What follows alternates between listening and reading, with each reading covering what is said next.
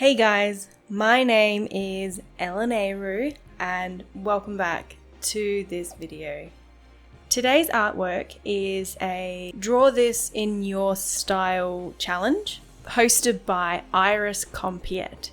She is an artist that I follow mainly on Twitter and recently on Instagram, and she does this really cool theme around fairies, but not your typical like Tinkerbell kind of fairies. You know, she goes a little bit dark but really mysterious, really mystic, and just so real in the sense of, you know, fairies are mischievous and cheeky and they are about nature. So she had put up one of her artworks, which is this one here called the Faery of Leaves Fallen, and this is one of her original characters as part of her book series that she's been putting together, the Fairies of the Fault Lines. Here are all the lackeys and links and whatnot. I saw this on Instagram and I thought, hey, I haven't done a Draw This in Your Style in a while. The last one I did was around Christmas time, I think. Yeah, this was a lot of fun. Normally when I've drawn fairy creatures, they are just humanoids with wings, and so this was a little bit out of my normal zone of characters that I draw. And so what I did was I did a couple of sketch layers, I've done an inking layer and a color layer, and I've actually just eye dropped from her artwork to try and keep the palette somewhat similar. I've just gone from there and I've even just added a little bit of shading in it, and you know, this process was really good because it sort of identified areas such as the ear, so widening that out because it looked too narrow and pinched, like when I do the Night Elf ears or the Blood Elf ears when I'm drawing World of Warcraft characters. And even the eyes, I thought they were just a little bit too close together, and so I widened that out, which brought the piece together a lot nicer than I anticipated. Part of my artistic journey at the moment is trying different techniques and processes, and so like I did in the WoW Sona, I've done a couple of sketches, and then I've done a couple of inking sketches, and then even like a color draft or color sketch or whatever you want to call it. I don't know the official term, my bad. But I'm finding that my lines are a lot cleaner and the character comes together a lot nicer.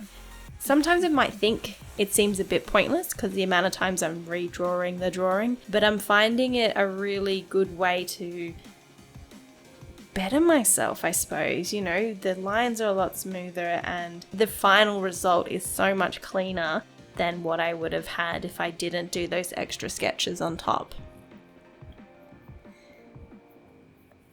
Another thing I'm finding really useful at the moment, which is probably something that a lot of digital artists do anyway, is having the color palette as a top layer just to be able to eye drop.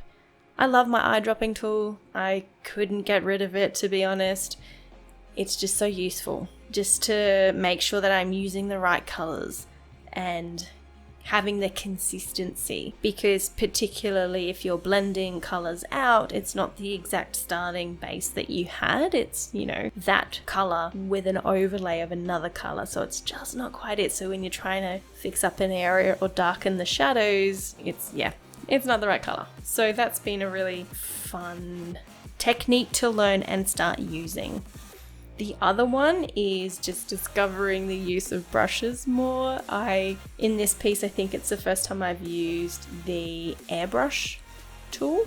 I was watching a Ross Draws video and I noticed he used an airbrush brush.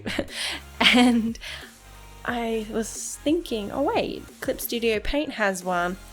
Oh right, I'm gonna give that a go. And it was amazing, just the way that it blended. I mean, before, like in Photoshop, I was using Jazz's brush to do blending, and then in Clip Studio Paint, there's like a smudging blending tool already within the program, but it is quite harsh in how it does it. And so I was still wrapping my head around that and trying to learn how to blend a bit smoother, but this airbrush and using that has just been really helpful in a smoother blending rather than just this, I don't know what you would call it, it's a mess.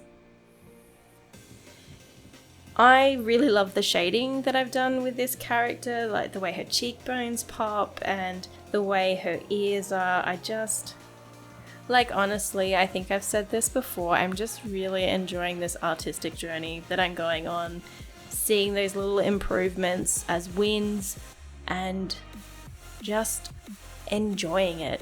You know, I mean, we always put so much pressure on ourselves to be perfect, and I know that I have done that in the past, and working really hard to just go with the flow, dude. Just keep it easy. So yeah, one of the things I'd like to try and do a little bit more is probably mix in the sort of hard shadow or cell shading component as well as the blending, because I don't think I've really done it here, but just to mix it up a little bit, I think that's sort of a really cool technique I've seen other artists do.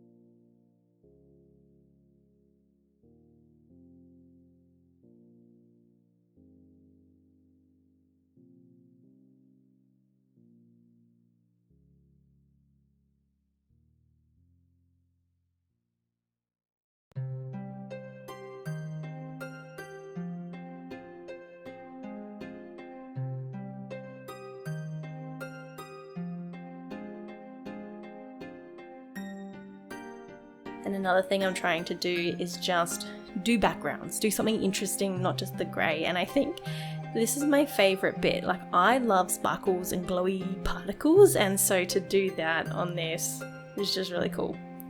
I tried to do like this glowy green aura, it wasn't doing what I wanted, so then I was like, ugh, scrap it. But here is my final piece, and you know what, I am really happy with it. I think it's really cool.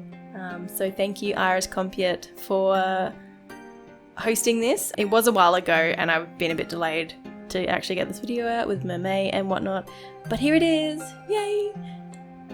But that's it from me, guys. So thank you for gracing me with your presence, you fine human. And until next time, bye!